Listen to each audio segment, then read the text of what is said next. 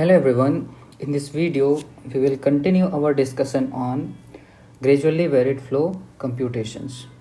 In the last video we covered direct integration method for the computation of GVF profiles. Now we come to advanced numerical methods.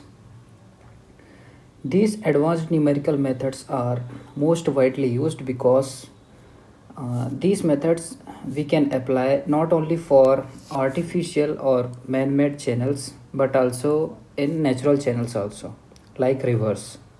Okay, here we are going to discuss three numerical methods: standard fourth order Ranjit-Kutta method, which is also known as SRK method; Kutta-Mersenne method, which is also known as KM method; and trapezoidal method, which is sometimes denoted as TRAP. Okay, so let's start with standard fourth order Ranjit-Kutta method.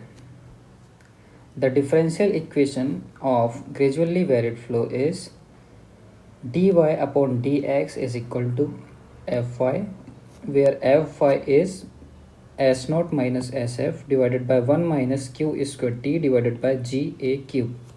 Here S naught is the bed slope of the channel, Sf is the slope of energy line at a particular section, Q is the discharge in the channel, T is the top width of channel, G is gravitational acceleration, and A is the area of flow at a particular section.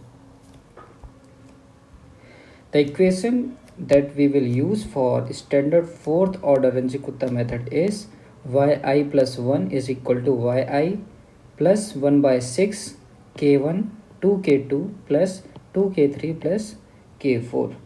Here yi is the depth of flow at a section which is at a distance xi from the origin, and yi plus 1 is the depth of flow at a section which is at a distance xi plus 1 from the origin. Okay, means this is yi, this is yi plus 1. K1 is delta x Fyi, K2 is delta x Fyi plus K1 by 2, K3 is delta x Fyi plus K2 by 2, and K4 is delta x Fyi plus K3. Delta x is the length interval between two sections. To use this method, what we have to do, firstly we need to divide the channel length into n parts with the known length interval delta x. The process we have to start from the section where the depth of flow is known. For a known depth of flow, that is yi, and the known length interval delta x, the coefficients k1, k2, k3 and k4 we can find out by these expressions. After that we have to put these all coefficients in this main equation of SRK method. From this equation we can find yi plus 1. Okay, in similar way we can find yi plus 2, yi plus 3, I plus 4 and so on. How we can find k1 value? K1 is equal to delta x Fyi. Delta x we know because we divided the channel with known length interval.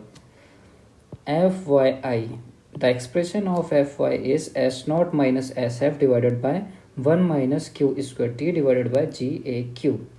Remember, in this expression this Fy is a function of y only and all other parameters are constant, like S naught, bed slope of the channel, is constant, discharge is constant, rugosity coefficient or roughness coefficient small n is constant, and the channel geometry is constant. Okay, so in this expression Fy is equal to S naught minus Sf divided by 1 minus q square t divided by Ga cube. Here in place of y we have to put the known depth of flow, that is yi. Okay, and to find the K2 value we need to find Fyi plus K1 by 2. Now in this expression, in place of y we need to put yi plus K1 that we have found from this expression, K1 divided by 2. Okay, in similar way we can find K3 and K4. In this way, from the successive calculation of the depth of flow with the length of the channel, we can easily draw the GVF profile. Now we come to the next method, that is Kutta-Merson method, which is also known as KM method. This method is similar to SRK method. The only difference is here we have 5 coefficients K1, K2, K3, K4, K5 instead of 4 coefficients as in the case of SRK method. The expression of K1, K2 and K3, K4, K5 is given here, and the expression to find the yi plus 1 is yi plus 1 by 2 K1 plus 4 K4 plus K5. The process to find the depth of flow with respect to length of the channel is similar as we discussed in SRK method. This method having one advantage that we can directly find the truncation error. The expression of truncation error is 0.2 K1 minus 0.9 K3 plus 0.8 K4 minus 0.1 K5. This truncation error we can use to provide accuracy control in the computations. Truncation, what is truncation error? Truncation error is the difference between analytical value and numerical value. Okay, so by finding the truncation error we can estimate the error involved in the calculation, and through this we can control the accuracy. Now we come to trapezoidal method. In the two methods, SRK method and KM method, these are the direct methods and involve no iteration, whereas the trap method is a iteration procedure. In this the equation we use is yi plus 1 is equal to yi plus 1 by 2 delta x fyi plus fyi plus 1. So from this expression, to find the yi plus 1, we need yi, fyi and fyi plus 1, and we have only one known depth yi and one more parameter, that is delta x. So how to find fyi plus 1? So to find this, the process we start with the assumption fyi plus 1 is equal to fyi. Okay, by assuming this we have to find the yi plus 1. Okay, we have to first of all we need to find fyi and assume that fyi is equal to fyi plus 1. Substitute in this expression, then we will have yi plus 1. Now from this yi plus 1, and by using this expression fy is equal to s naught minus sf divided by 1 minus q square t divided by Ga cube, we can find fyi plus 1. Okay, in depth of flow we have to substitute yi plus 1. Now the fyi plus 1 that we calculated from this expression, again we have to substitute in this equation. Then we can find the yi plus 1 again. In this way this procedure will be continue until we get the two successive value of fyi plus 1 or the two successive value of yi plus 1 almost same. Okay, and in similar way we can find yi plus 2, yi plus 3, yi plus 4 and so on. All these three methods are well suited for computer applications and can easily be adopted to GVF calculations in natural channels. Another method of gradually varied flow profile computations is graphical integration method. This method also we can use for finding the GVF profile in natural channels.